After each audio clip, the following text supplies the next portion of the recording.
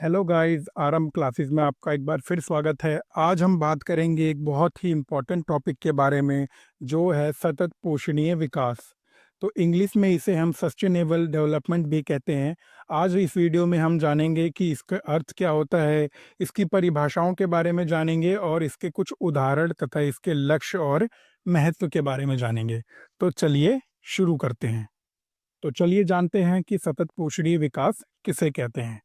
तो सतत पोषणीय एक आर्थिक विकास की प्रक्रिया होती है जिसका उद्देश्य प्राकृतिक संसाधनों तथा पर्यावरण में बिना किसी हानि के वर्तमान तथा भविष्य पीढ़ियों दोनों के जीवन की गुणवत्ता बनाए रखना है।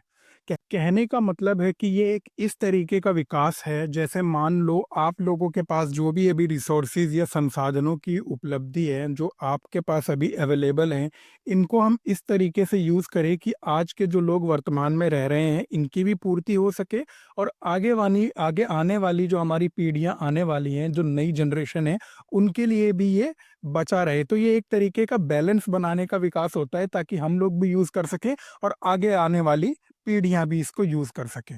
सतत पोषणी विकास के अंदर हम निर्णय करते समय समाज, पर्यावरण तथा अर्थव्यवस्था पर उसके संभावित प्रभावों का विचार करते हैं। हम यह ध्यान रखते हैं कि हमारे निर्णय एवं कार्य दूसरों को प्रभावित करते हैं और हमारे कार्यों का भविष्य पर क्या प्रभाव पड़ता है। तो इसमें जो हमारे प्राकृतिक संसाधन होते हैं, जैसे जल, वायु, पेड़ पौधे, पेट्रोलियम, इन सबको हम संरक्षित रखते हैं ताकि आज भी हम इसको यूज़ कर पाएँ और आने वाले टाइम में भी लोग इसका आनंद ले पाएँ। क्योंकि आप लोगों को पता होगा ये बहुत ही कम मात्रा में है। जैसे पेट्रोलियम मान लो, पेट्रोलियम पूरी दुनिया में एक मात्रा उसकी परमानेंट है। अगर हम उसको बिल्कुल आज ही उपयोग कर लेंगे तो आगे की उपयोग करना उसका असंभव हो जाएगा, क्योंकि इसको बनने में और ये कोयला को बनने में बहुत टाइम लगता है। तो ये सब चीज़ें हम अगर जल्दी-जल्दी उपयोग कर लेंगे तो आगे के लोगों के लिए ये नहीं बचेंगी। तो कहने का मतलब है कि इस ये विकास का एक ऐसा मॉडल है जिसमें हम आज के लिए भी देखेंगे और आगे आने वाली पीढ़ियों के लिए भी देखेंगे, ताकि एक बैलेंस बना रहे पर्यावरण और मनुष्य जाति के बीच में।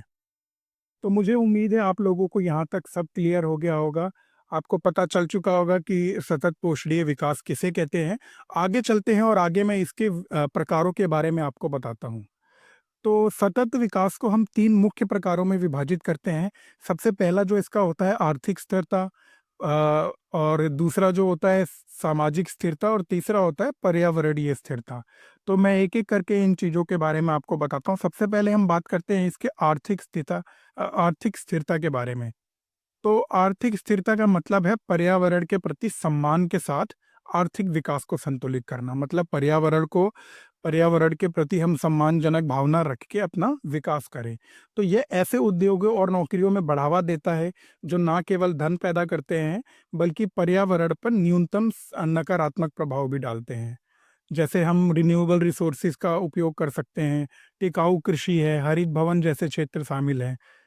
तो ये एक ऐसा मतलब मॉडल बनाते हैं हम इसके अंदर, जिससे हम पर्यावरण को बचा सकें और उसके साथ अपना विकास कर सकें, और उसके साथ-साथ हम अपना आर्थिक विकास भी कर सकें।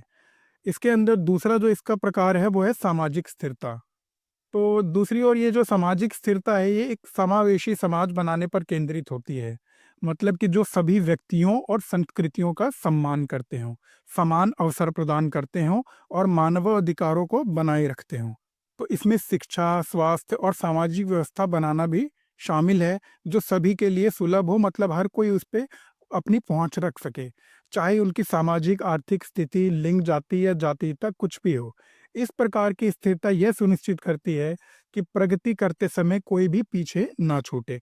कहने का मतलब है कि इसके अंदर हम एक ऐसा मॉडल बनाते हैं जिसमें क्या होता है, हम सभी को समान अवसर देते हैं, चाहे वो अमीर हो चाहे वो गरीब हो।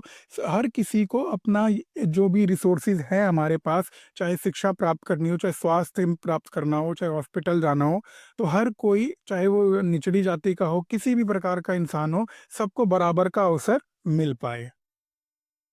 तो इसका जो तीसरा पॉइंट है, जो तीसरा प्रकार है, वो है पर्यावरणीय स्थिरता। तो जो पर्यावरणीय स्थिरता है, उसका उद्देश्य क्या होता है कि हमारे ग्रह पृथ्वी पर जो जितनी भी मानवीय गतिविधियां हैं, उसके नकारात्मक प्रभाव को कम करें। मतलब हम लोगों की जो गतिविधियाँ हैं, जो कारखाने चल रहे हैं, बहुत सारी नकारात्मक चीज़ें होती हैं जिसके कारण पर्यावरण पर इफ़ेक्ट पड़ता है। इसको कम करना इसमें सबसे मेन होता है। तो इसमें जैव विविधता की रक्षा करना, प्रदूषण को कम करना जैसे मैंने पहले बताया, जल और अन्य संसाधनों का संरक्षण करना, नवीकरणीय ऊर्जा के स्रोतों को उपयोग के बढ़ावा शामिल देना। मतलब जो हम बार-बार यूज़ कर सकते हैं, उन पे ज़्यादा उपयोग करना, ना कि नॉन रिन्यूएबल, क्योंकि उनको बनने में बहुत ज़्यादा टाइम लगता है। तो इस प्रकार के सतत विकास को समझना और लागू करना वास्तव में टिकाऊ भविष्य को प्राप्त करने का एक मौलिक लक्ष्य है। तो मुझे उम्मीद है आप लोगों को इसके प्रकारों के बारे में समझ में आ गया होगा और आप लोगों को ये भी पता चल चुका होगा कि सतत विकास कितना महत्वपूर्ण है हमारे जीवन के लिए, हमारी प्रकृति के लिए। तो मैं कुछ आपको इसके उदाहरण भी बता देता हूँ सतत विकास के, जिसके ज़रिए हम लोग क्या करते हैं, सतत विकास के लक्ष्य को प्राप्त कर सकते हैं और इन टेक्नीकों का उपयोग करके हम अपना विकास अच्छे तरीके से कर सकते हैं। मैं इसको आपको कुछ पॉइंटों में बता देता हूँ। तो सतत विकास के उदाहरण का जो पहला पॉइंट है वो होगा नवीकरणीय ऊर्जा। नवीकरणीय मतलब रिन्यूएबल रिसोर्सेज, जिसको हम बार-बार उपयोग में ला सकते हैं। जैसे सौर ऊर्जा, पवन ऊर्जा और ये ऊर्जा के स्रोतों में निवेश करने से जीवाश्म ईंधन पर निर्भरता कम हो सकती है। जलवायु परिवर्तन में योगदान होता है, तो हम जितनी ज़्यादा रिन्यूएबल रिसोर्सेज यूज़ करेंगे उतना हमारे लिए ठीक रहेगा। सेकंड पॉइंट है टिकाऊ कृषि। तो टिकाऊ कृषि का कहने का मतलब है कि इसमें जो हमारा लक्ष्य होता है वो मृदा स्वास्थ्य में सुधार करना होता है। जल उपयोग को कम कर सकते हैं तथा हानिकारक कीटनाशकों और उर्वरकों जो खाद होती हैं उनको कम कर सकते हैं, ताकि जो मिट्टी की जो उपजाऊपन है वो बना रहे। तो तीसरा पॉइंट है टिकाऊ परिवहन।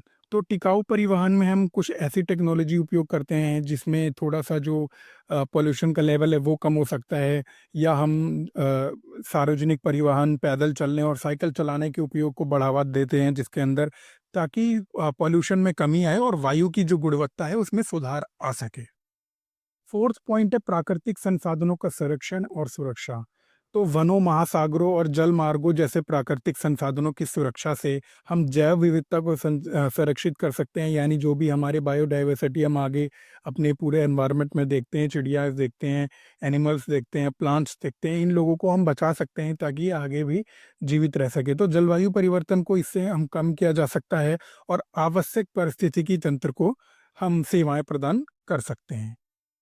तो मुझे उम्मीद है आप लोगों को सतत पोषणीय विकास बिल्कुल क्लियर हो गया होगा। इसमें कोई भी डाउट अगर आपको अभी भी रह गया है तो कमेंट बॉक्स में आप लिखकर पूछ सकते हैं। अगर आपको वीडियो अच्छी लगी हो, इन्फॉर्मेटिव लगी हो, तो दोस्तों के साथ शेयर करना ना भूलें, लाइक करना ना भूलें और इस चैनल को सब्सक्राइब करना ना भूलें। मैं ऐसी वीडियो बनाता ही रहता हूँ। बीए प्रोग्राम ऑनर्स के जितने भी विद्यार्थी हैं या 12th में हैं, 11th में हैं, वो इस चैनल को सब्सक्राइब कर लें, ताकि आने वाली जो वीडियोज़ का नोटिफ़िकेशन हो वो आपको मिल सके। मिलेंगे एक नई वीडियो के साथ जल्द ही, तब तक के लिए टाटा, बाय बाय।